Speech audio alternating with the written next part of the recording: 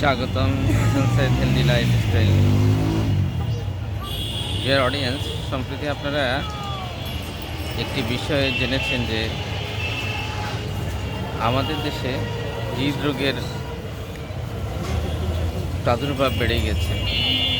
কেন এই সমস্যাটা হয়েছে?